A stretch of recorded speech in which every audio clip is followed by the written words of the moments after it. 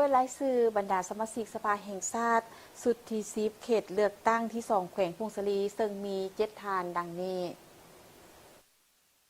รายชื่อของบรรดาสมาชิกสภาแห่งชาติเขตเลือกตั้งที่2แขวงพงศลีมีดังนี้ท่านพลตรีสมพรมิตรพรกรรมการศูนย์กลางพรรคสมัยที่12เลขาคณะพรรคแขวงพงศลีท่านพลจัตวาสุรินทร์พรคำพจันทร์กรรมการคณะพรรครองประธานสหพันธ์นักรบเก่าแห่งชาติลาวท่านสมจิตหับละกรกรรมการประจำพรรคแขวงรองประธานสภาปัตสนแขวงสมาชิกสภาแห่งชาติสุดที่9ท่านจิตรพรเมฆดารากรรมการพรรคแขวง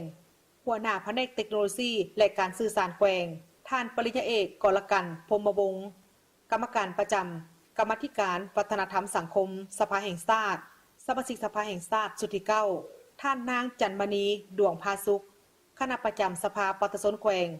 ประธานคณะกรรมการเศรษฐกิจแผนการและการเงินสภาปัตสนแขวงพงศลีสมาชิกสภาแห่งชาติสุดที่9ท่านคำพันธ์คุณสมบัติรองประธานกวดกาหน่วยผักประธานคณะกรรมการยุติธรรมและปกสสมาชิกสภาปัตสนขันแขวงสุดที่